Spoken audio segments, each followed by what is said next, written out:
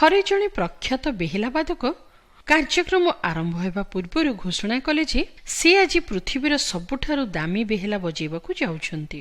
ତାଙ୍କର ପ୍ରଥମ ବେହେଲା ବାଦନର ରାଗିଣୀ ଏପରି ତ୍ରୁଟିଶୂନ୍ୟ ଓ ଶ୍ରୁତି ମଧୁର ଥିଲା ଯେ ଶ୍ରୋତାମାନେ ତାହା ଶୁଣି ମନ୍ତ୍ରମୁଗ୍ଧ ପରି ବସି ରହିଥିଲେ।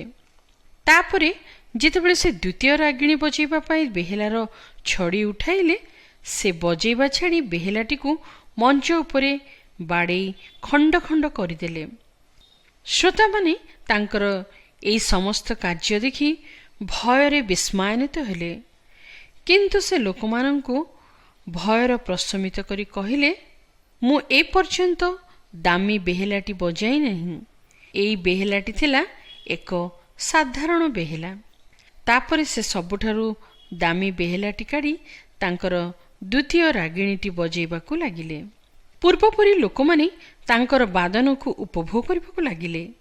କିନ୍ତୁ ପୂର୍ବରୁ ସାଧାରଣ ବେହେଲା ଓ ଏହି ଦାମୀ ବେହେଲାର ବାଦନ ମଧ୍ୟରେ କି ପାର୍ଥକ୍ୟ ଥିଲା ତାହା ସେମାନେ ମୋଟେ ବୁଝିପାରିଲେ ନାହିଁ। ବାସ୍ତବରେ ବେହେଲାର ଗୁଣାତ୍ମକ ମାନ ନୁହେଁ, ମାତ୍ର ବାଦକର ପ୍ରତିଭା ଥିଲା ଗୁରୁତ୍ୱପୂର୍ଣ୍ଣ।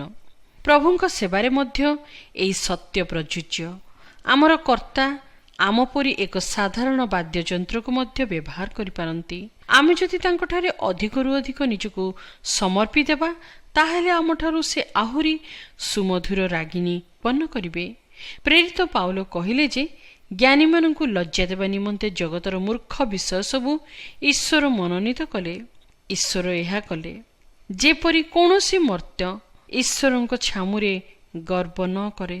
ଅତି ସାଧାରଣ ବେହେଲାଟି ପରି ଆମେ ଯଦି କର୍ତ୍ତାଙ୍କ ହାତରେ ବ୍ୟବହୃତ ହେବୁ, ତାହେଲେ ସେଥିରୁ ଯେଉଁ ଆଶୀର୍ବାଦ ନିର୍ଝର ନିର୍ଗତ ହେବ, ତାହା ଅନେକଙ୍କୁ ଆଶୀର୍ବାଦରେ ପୂର୍ଣ୍ଣ କରିବ।